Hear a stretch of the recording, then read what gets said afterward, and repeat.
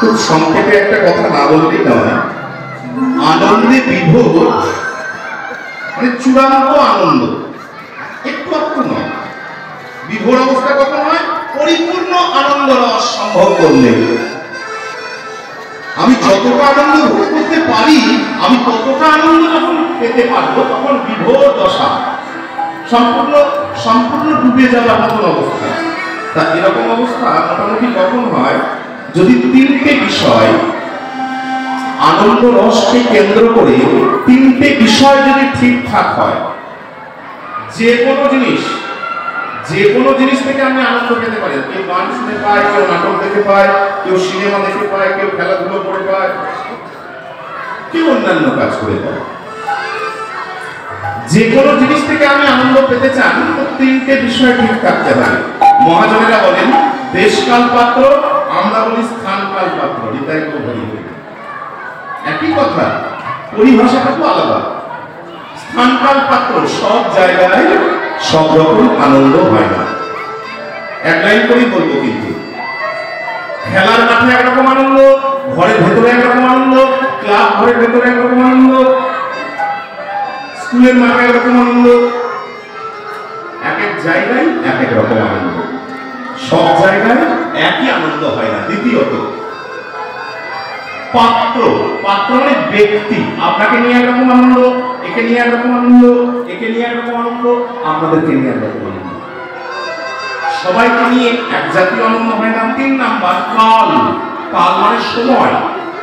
সকালবেলাকার আনন্দ দুপুরবেলায় সম্ভব নয়, দুপুরবেলাকার আনন্দ রাত্রিবেলায় সম্ভব নয়, রাত্রির আনন্দ বৈকালে সম্ভব নয়। তাই বলছি, অর্থাৎ সময় পাল্টালে আনন্দ পাল্টে যাবে, মাত্রা পাল্টে যাবে, রূপ পাল্টে যাবে, পরিমাণ পাল্টে যাবে। আর তিনটে যদি মনের মতন হয়, মনে করুন আপনি যে জায়গায় সব থেকে বেশি আনন্দ পান, আপনি সে জায়গায় দাঁড়িয়েছেন। যে যে ব্যক্তিগুলোকে, বন্ধুগুলোকে কাছে পেলে আমার প্রচুর আনন্দ হয়, আজকে আমি তাদেরকেই ওই জায়গাতেই পেয়েছি।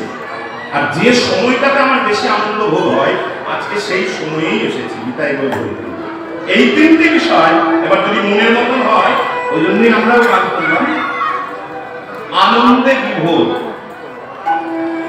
স্থান কোথায়? স্থান হচ্ছে সুরধনী গঙ্গার তীর। একটু ভাববেন, গঙ্গোত্রী থেকে গঙ্গাসাগর ভক্তি চর্চা এবং জ্ঞান চর্চার এত বড় ধারাবাহিক জায়গা কোথাও নেই। তাই বলবো, কারণ গঙ্গার পলি সব দিক থেকে উর্বর, শস্যের দিকে উর্বর, ব্যবসার দিকে উর্বর, আবার ভক্তি চর্চার দিকেও, আধ্যাত্মিক চেতনার দিকে উর্বর। তাই বলবো, জায়গাটি হচ্ছে গঙ্গার তীর। পাত্রকে, পাত্র এই দেখুন, বহু সুন্দর, নিজে নিতাই চাঁদ, অদ্বৈত, গদাধর, গৌরীদাস, নরহরি প্রমুখ প্রমুখ প্রমুখ প্রমুখ অন্তরঙ্গের জন, যারা ভেতর পর্যন্ত জানে আমার, শুধু বাইরেটা নয়। আর তিন নাম্বার হচ্ছে কালের কথা। সময় বলবেন, সময় কথাটা একটু পরে বলছি, গানে যে জায়গায় আছে সেই জায়গায় বলবো, আগে বলবো। আজকে বন্ধুদেরকে কাছে পেয়েছি, মনের মতন জায়গায়, চোখের দিকে তাকিয়ে থাকলে তোমার আনন্দ হবে না। কিছুটা একটা চাই, গান হোক, খেলা হোক, অবলম্বন হোক, যাকে নিয়ে আমরা আনন্দ করবো। আজকের বিষয় কি? আজকের বিষয় হলো খেলায় বিনোদ খেলা। আমার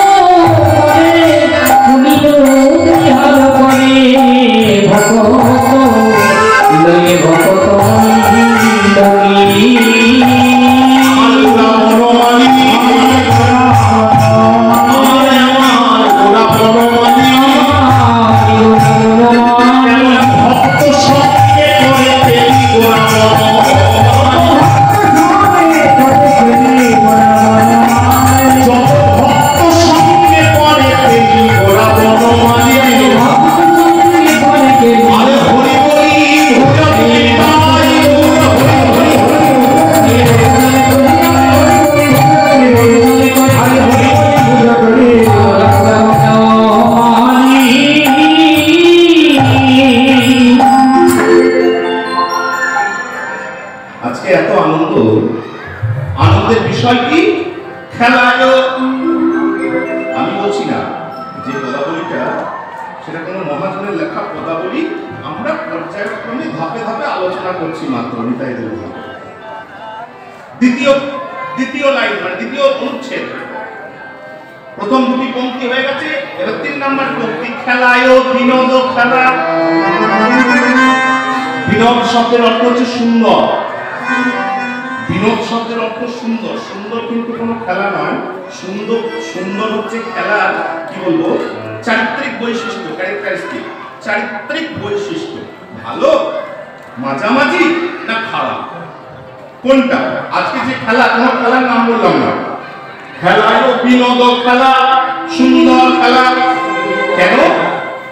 যে খেলাটা নিয়ে এলেন আমাদের জন্য, যে খেলাটাকে অবলম্বন করে আমরা আনন্দ পেতে চাই এবং নির্বিকল্প, বিকল্পহীন, দ্বিতীয় কোন বিকল্প রাস্তা রাখলেন না, কলিযুগের দ্বিতীয় কোন বিকল্পের রাস্তা রাখলেন না, নির্বিকল্প আনন্দ পেতে চান।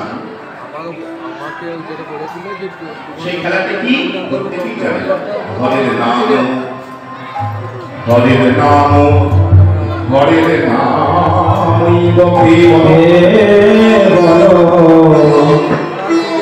এই কলিযুগে পরম চৈতন্য প্রাপ্তির, আনন্দ প্রাপ্তির, মোক্ষ প্রাপ্তির একটাই পথ, সেটা হচ্ছে নাম, নাম এবং নাম।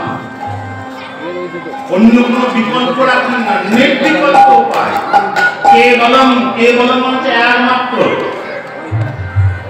হরে নাম, হরে নাম, হরে নামানন্দ কেবলম কলৌ কলিযুগে নাস্তাইব